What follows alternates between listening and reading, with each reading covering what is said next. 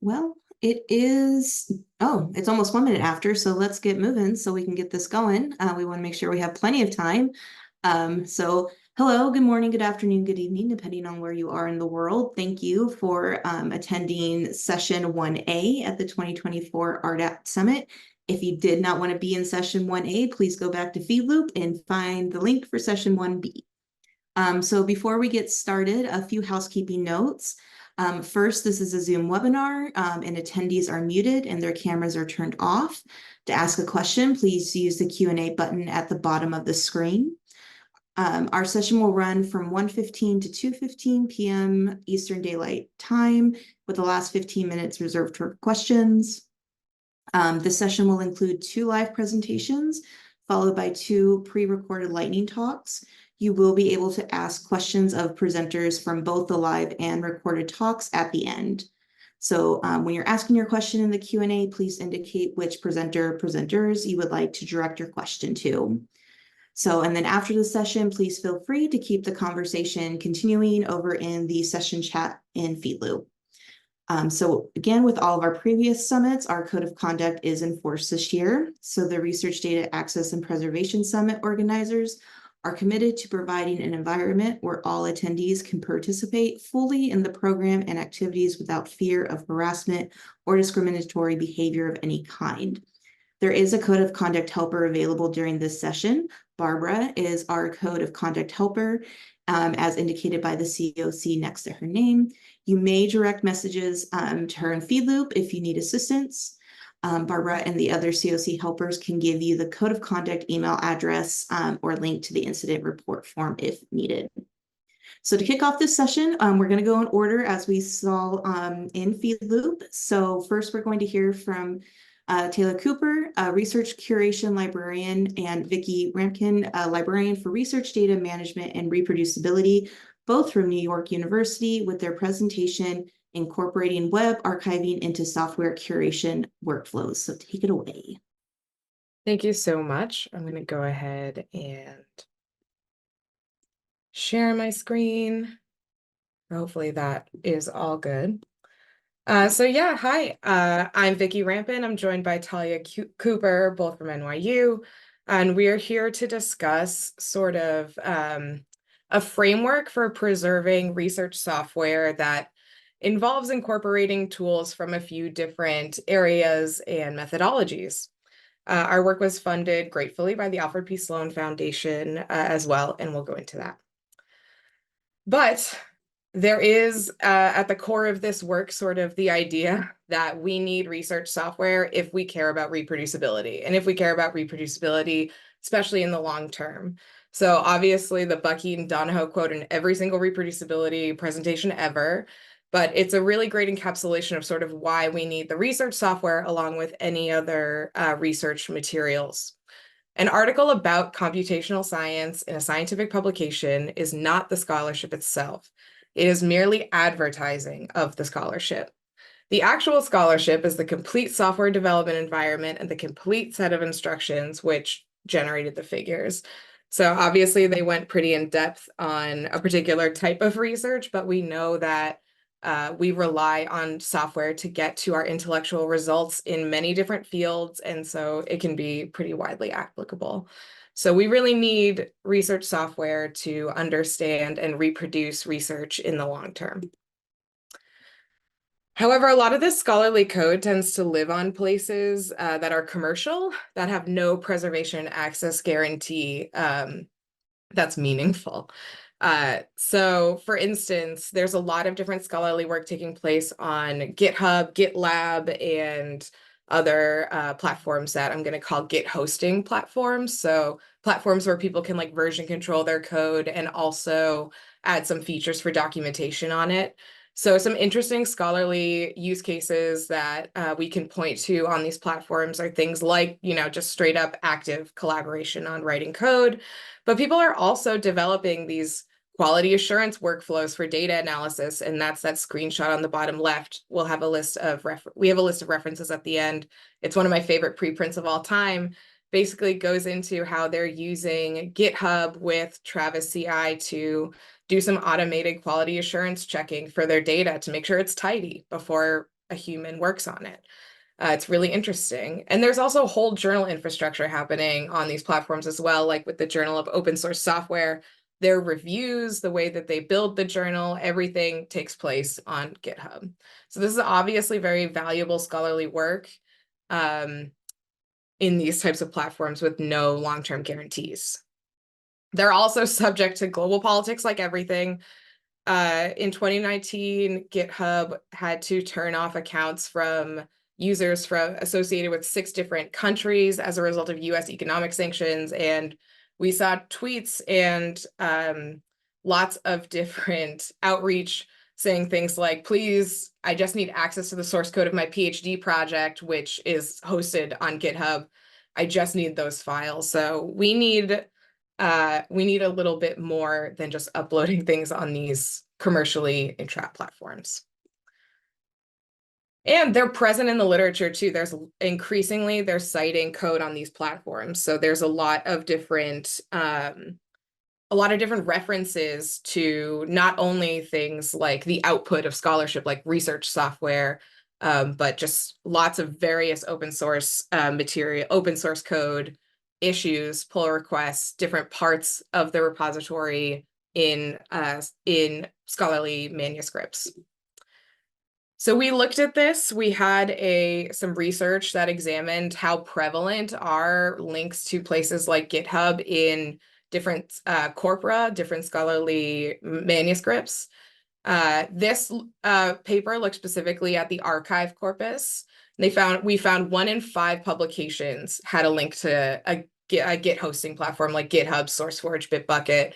And so much so that in 2021, 1 in 5 had a link to GitHub itself. So this is only becoming more and more prevalent in our research lifecycle, in our manuscripts, in our citations.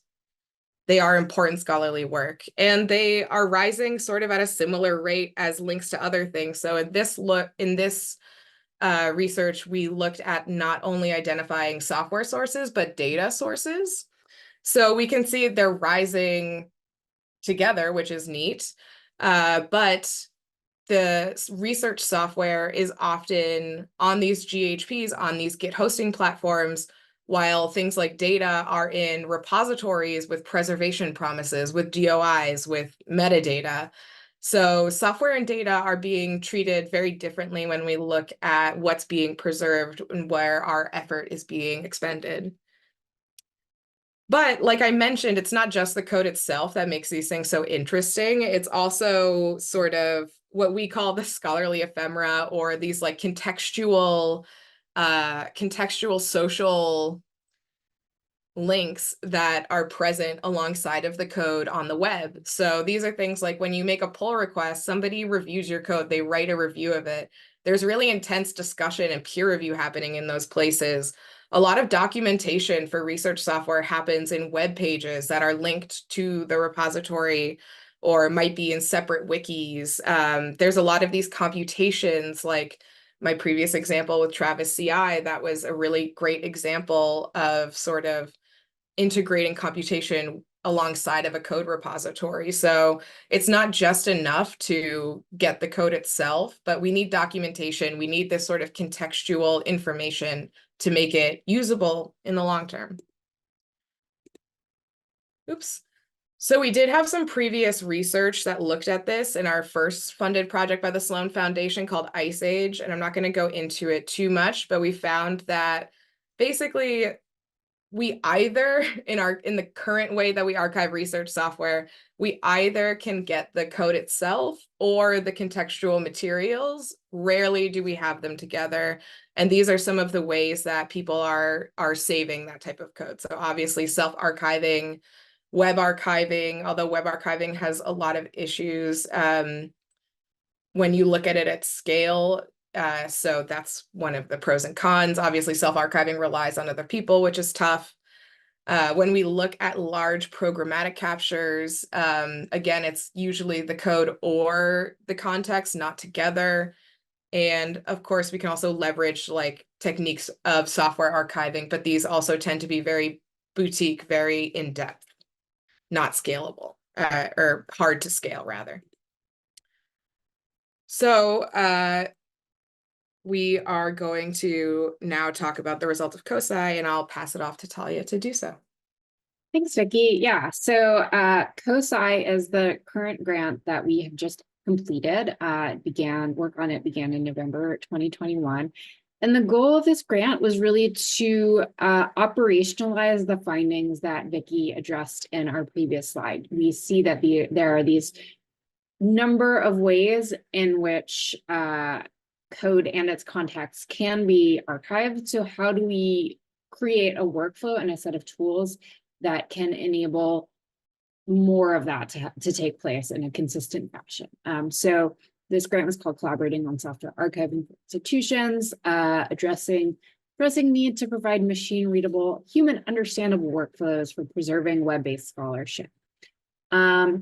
And this was a partnership between NYU, the Web Science and Digital Libraries Research Group at Old Dominion University, Los Alamos National Laboratory, which has done a lot of work around web archiving, and an open source developer. And as Vicki mentioned, that was generously funded by the Alfred P. Sloan Foundation.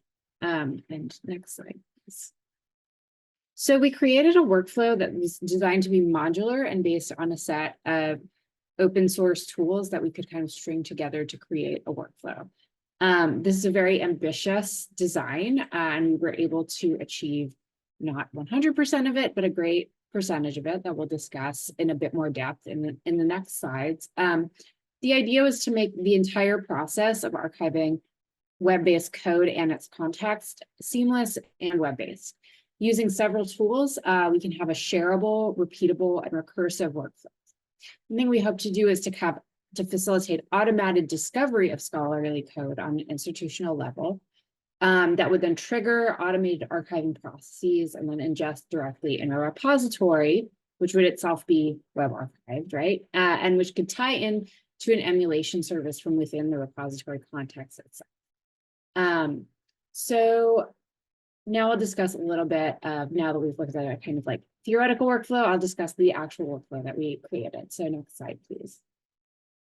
The first thing that we did was think about a selection policy and selection criteria.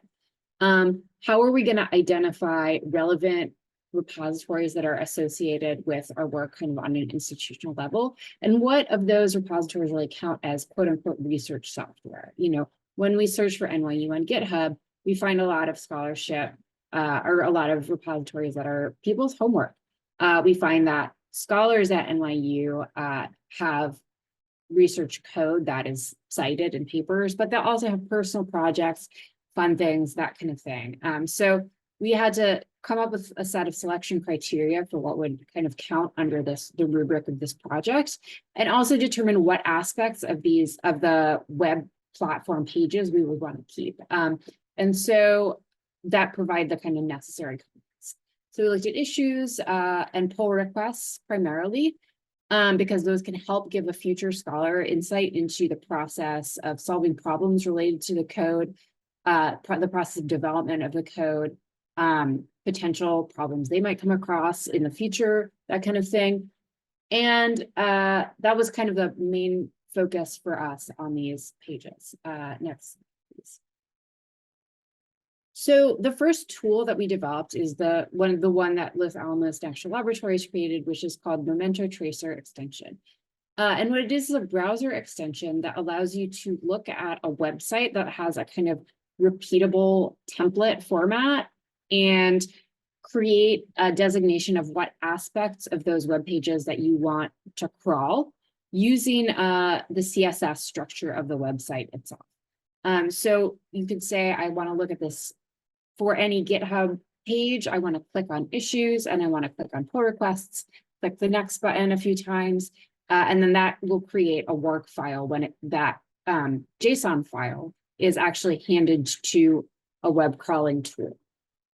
So this is to capture the contextual information on the website. And this was a bit of a challenge to work on. One of the issues that we found was that it works really well on websites that do have a consistent format, but some of these Git hosting platforms have a less of a consistent format than we had expected. So for example, SourceForge is highly customizable. We were not able to create kind of a canonical JSON file that would work across multiple SourceForge repositories. Next slide, please. So then we used a tool called Occam as the kind of engine for the workflow. It was developed initially at Pitt by a developer named Wilkie.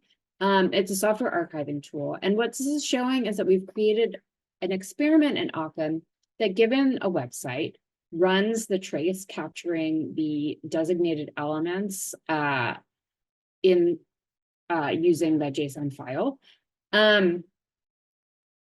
It then runs the script, runs a automated quality assurance on the WARC file that's created as a result of the crawl.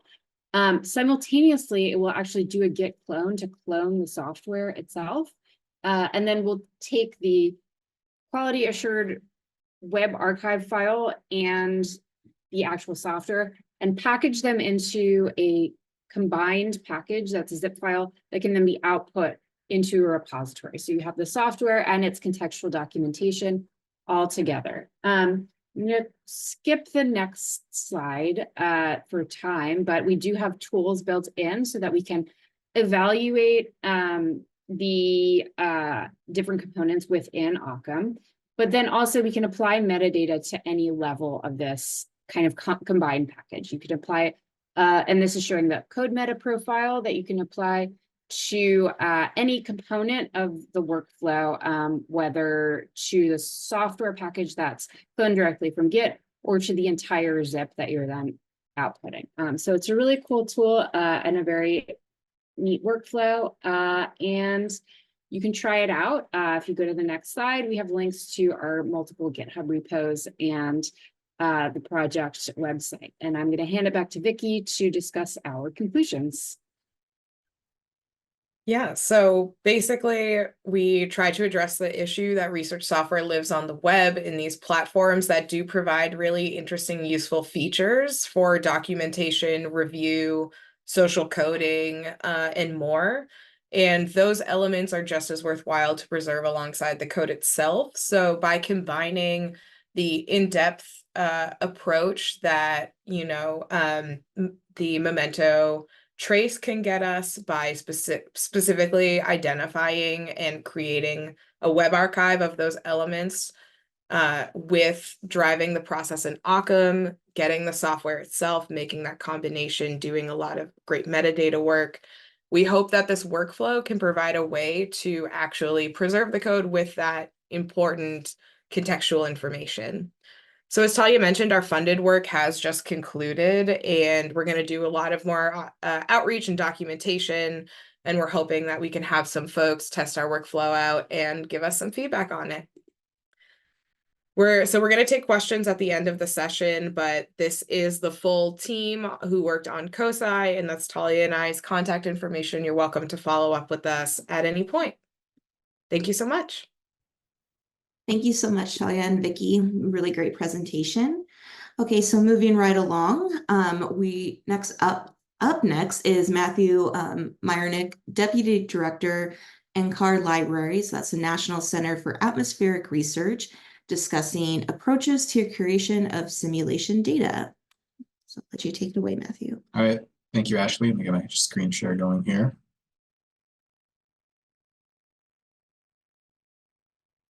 All right, so hopefully you're seeing my screen. Let me know if you're not.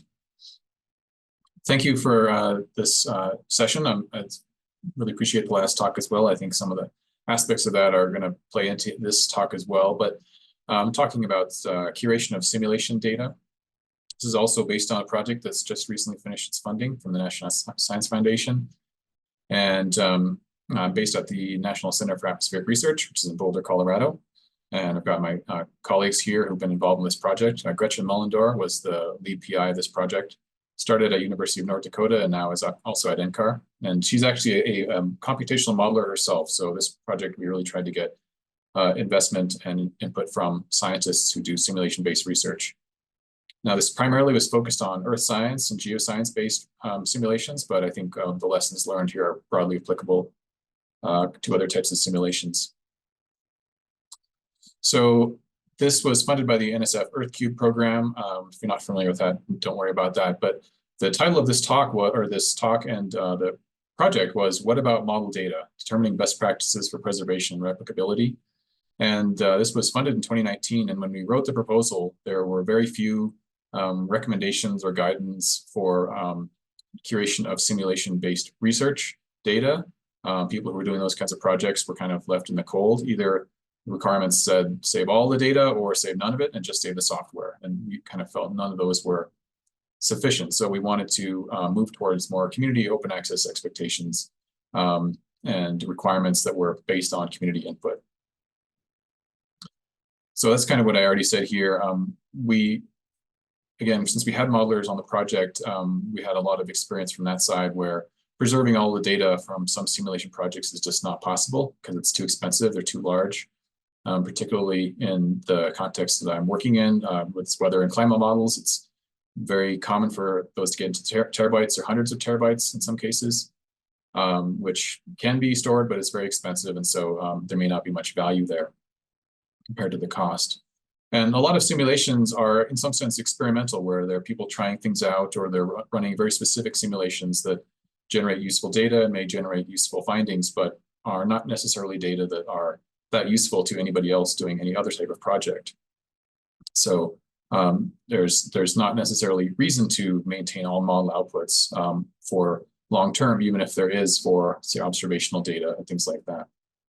So we kind of wanted to get beyond either of these poles, or keep it all or keep nothing, and try to find something that was more nuanced. So this project, as I said, started in late 2019. We did 3 workshops, 2 online in 2020 for obvious reasons, and then 1 in person in North Dakota in 2022. We did have some data librarian folks attend, I think, all these meetings, definitely the one in Grand Forks, and that was really great, and I'll come back to that towards the end. So we tried to get a breadth of input on curation of simulation data from modelers themselves, who are running simulation models, data folks, technology folks, publishers, library folks, students. So what we wanted to do was get broad input.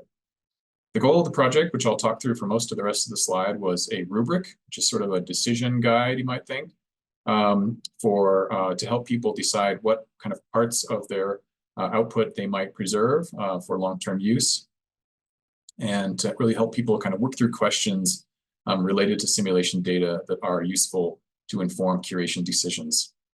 We also developed some use cases, which kind of provide some examples or specific illustrations of simulations and how you might preserve specific types of data, and generally address challenges around data and software from curation of simulation projects. And the link at the bottom is the website for our project, which has all the outputs from the project.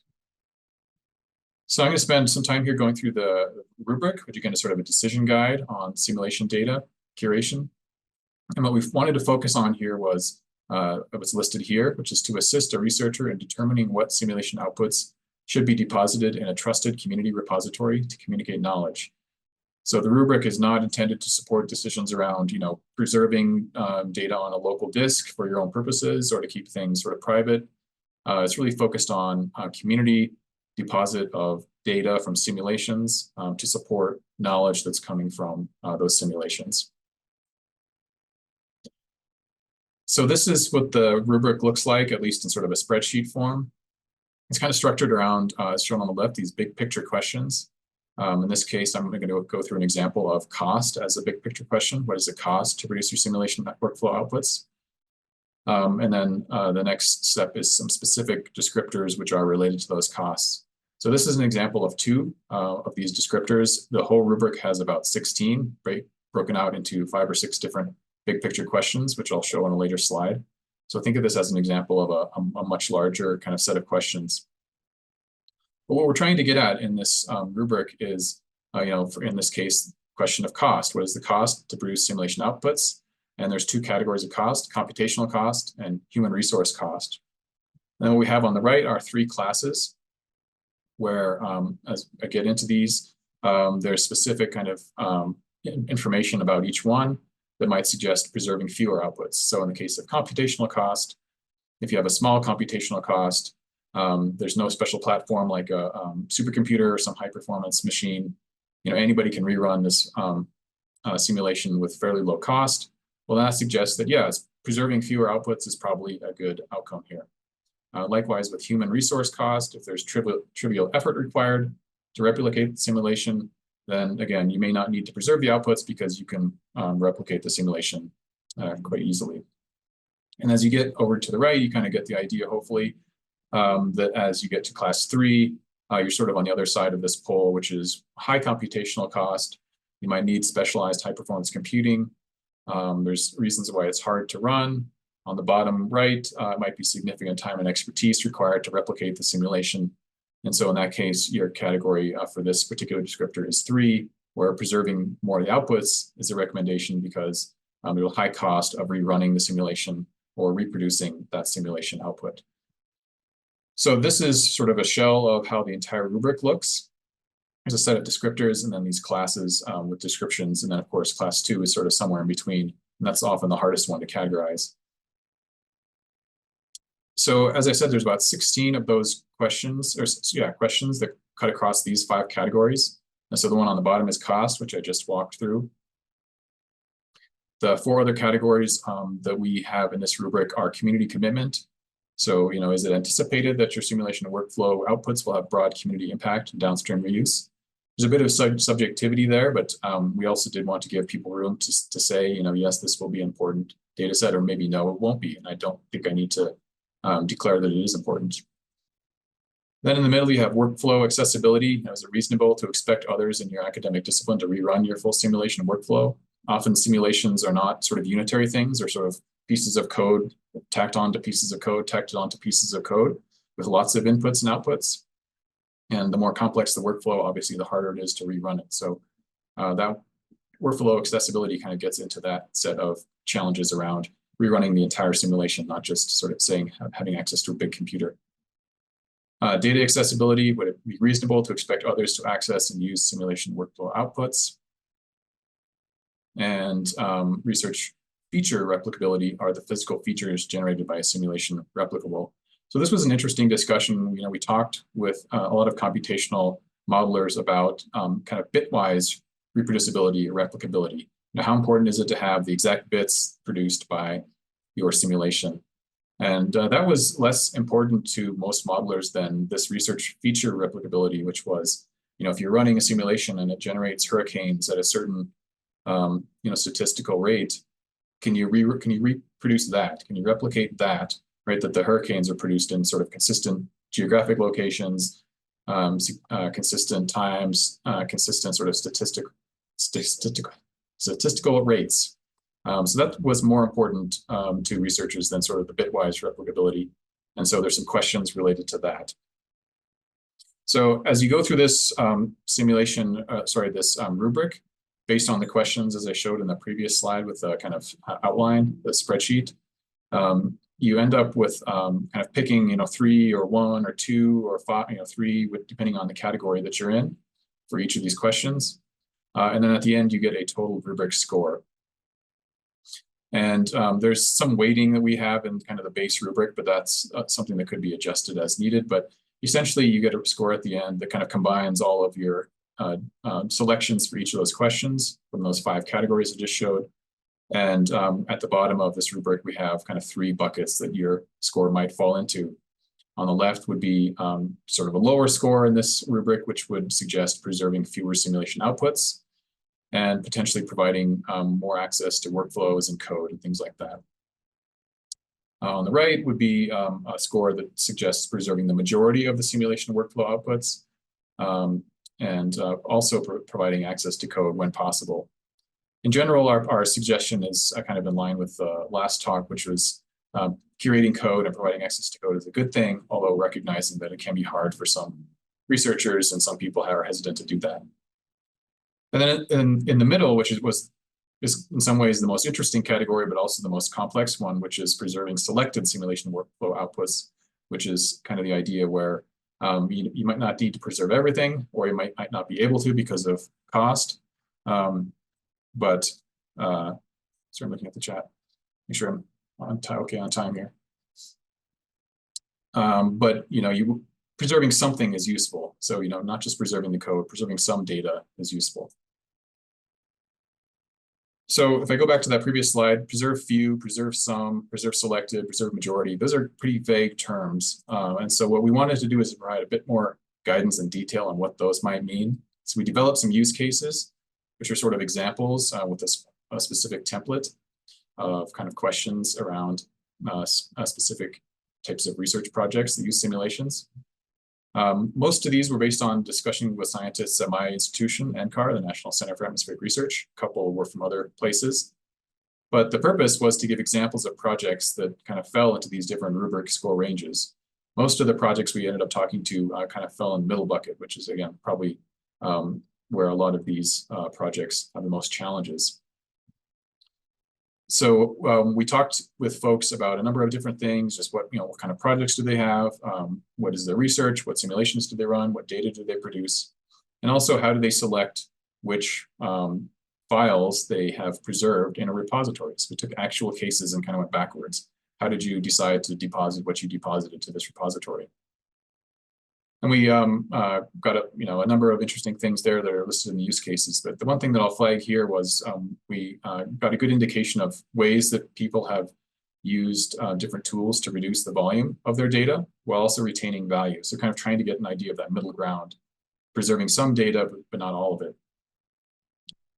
So some of these are obvious. Using compression, putting things in zip files and other compression methods to reduce volume is an obvious one. Researchers also sometimes use lower resolution data to preserve, even if they ran higher resolution models. So, we ran a very fine-grained simulation, but then sort of had less data that you preserve by using lower resolution in your actual archived copy. Many researchers also selected only specific variables for preservation. Some simulation models, particularly in the geosciences, have lots of variables that they produce, temperature, wind speed, water stuff, land stuff, ice stuff, because that's what the simulation needs to do an accurate simulation. But then they only archived, say, one or two of those variables because that's what they were interested in, and that's what they thought would be useful after the fact. A lot of these simulations produce miscellaneous files. I can't even say too much about this, but there's in some cases, restart files that get generated, which are things that allow you to restart a simulation at certain times. You're kind of in the middle of the simulation. In general, those kinds of files were seen as not useful for anybody beyond the original investigator, and so were excluded. And then another strategy we saw, which is not necessarily one we advocate for, but we certainly saw it, is people preserving only the files used to create figures. So again, you might generate a ton of data, filter that down in various ways, and then have a smaller set of data that you use to create figures, and that's what people deposited. I don't know that's a good solution again, but that's definitely one that people are doing. So this is the last slide. Our project is now finished in terms of its funding. We've been working with publishers in the geosciences, particularly the American Meteorological Society and American Geophysical Union, to have pointers to this project added to the publishers. Everything's available online for you to use, but also for you to customize. I think we really encourage folks who might work in the space to take what we've done and do something else, make it better, or adjust it to their own purposes. There is a web-based tool online, which Fernando Rios, I'm not sure if he's watching right now, but if so, thanks, Fernando, put together. He attended one of our last workshop. And so that kind of makes it a little bit of an easier sort of, step through in web form way, as opposed to looking at a big spreadsheet. So that's a nice way to view this. And then we have a summary paper that was just published at the end of last year. So I'll stop there. Thanks, everybody. Thank you so very much, Matt, for that presentation. Appreciate it. Okay, so next up, we're going to move into our lightning talk portion. So we have two lightning talks, as I mentioned, and we're going to play them back to back. So I'm going to go ahead and introduce our presenters and the title of their talks. So first is interoperability between specialized data repositories, and that's from Brendan Honig and Mariah Kenny. And our second recording is the considerations and challenges of audiovisual data curation by Lauren Fegley, Medina Grace, and Megan Belay. So yeah, I think we're good to go. Hi, my name is Brian Kenny, and I'm a data curator and metadata librarian at the Pittsburgh Supercomputing Center, along with my colleague Brendan Honig. And it's my pleasure today to present to you our perspective and experiences on the interoperability between specialized data repositories. Generalist repositories play an important role in data sharing. With science always evolving, they're an incredibly versatile tool for diverse research outputs of scientists. But specialized repositories offer unique benefits to the scientific community, such as descriptive metadata schemas, data validation, and are a central hub for researchers to access data of interest. Additionally, these repositories have the potential not only to be an archive, or a data store, but also a resource that provides additional value to the data, whether that be in visualization or the standardization of information.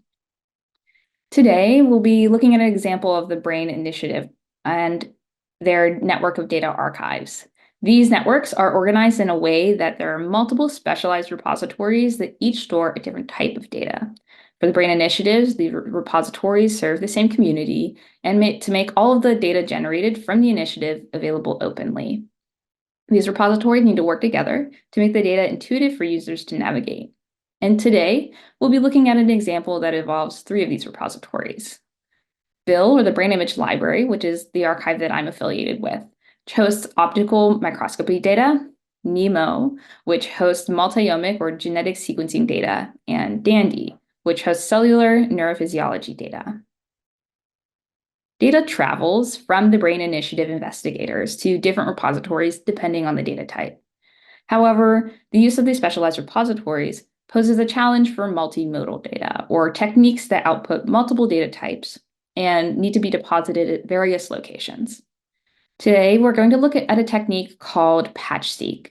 It's a multimodal technique that results in 3 different data types that include cellular morphology, imaging data, it's deposited in BIL, single-cell RNA-seq data that's deposited in NEMO, and electrophysiology data that's deposited in DANDY.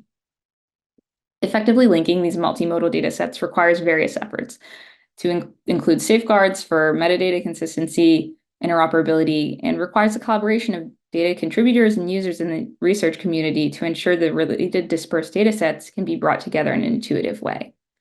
Repositories and researchers share this responsibility to establish meaningful connections for independently stored data sets.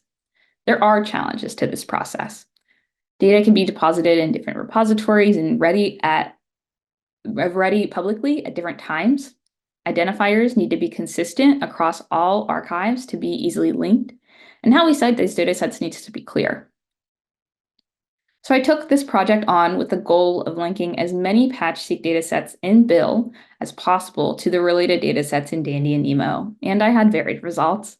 Some things that I was considering when making the curation decision of what can be linked include, do the datasets have the same species information, the same modality technique used? Are there the same number of specimens in the dataset? Can they be linked using any other resource, such as an article or README? And of course, are the identifiers for the specimen the same? What I learned in this exercise is that centralized identifiers are essential in making this happen. When those are inconsistent, which can happen, metadata quality matters. And when that data is being released at different places at different times, it's important to plan for updates to sustain the metadata quality. In the future, I do have plans to look at other data techniques in BIL and apply this method, and I'll probably add to my list of considerations in doing that. Next, I want to make sure that the related data sets included are included appropriately in the metadata. Specifically, we do rely heavily on the metadata schema from DataCite for citing data sets, and I want to make sure that those citations are being appropriately used to enhance the findability of the data. These efforts ensure easy data access, enhance the reach and impact, and improve the data interoperability with separately archived data. And with that, thank you for listening to my talk. I would like to note that the opinions presented here are my own and do not reflect those of our funders. And this work is not possible without them, the rest of the BIL team, and our collaborators across the BRAIN Initiative. Hello, and welcome to the Considerations and Challenges of Audiovisual Data Curation. We are excited to share the findings from our research on curating this unique data format. My name is Meg Valade from ICPSR at the University of Michigan. This presentation was co-created by Medina Grace at Duke University and Lauren Fegley at the University of Pennsylvania. Our group came together during the Data Curation Networks workshop in October of 2022. We created a curation primer on audiovisual data, as we believed this topic would only continue to increase in relevance, especially due to increased data sharing mandates and developing expectations. Our primer is a basic guide on what audiovisual data is and the tasks involved with curating this specific type of data. We did not include information on digitization or any deeply technical information. Though each member of our group was experienced with data curation, we were all new to this particular topic. To accurately represent this field, we conducted interviews with experts in AV curation. We encourage you to review the primer in more detail after the session. Working with AV data can pose technical challenges for curators. Consider the following questions to navigate possible issues. First, assess the size and storage capacity of AV data files. Video files can be especially large and require a considerable storage capacity, including higher-level computer processing specifications. Second, a curator should have a system to receive files from the depositors.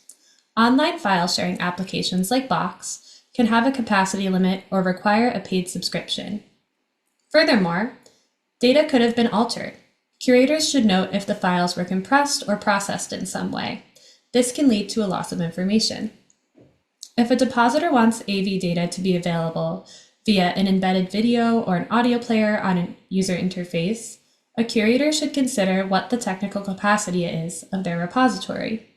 Creating these features requires constant development and software support.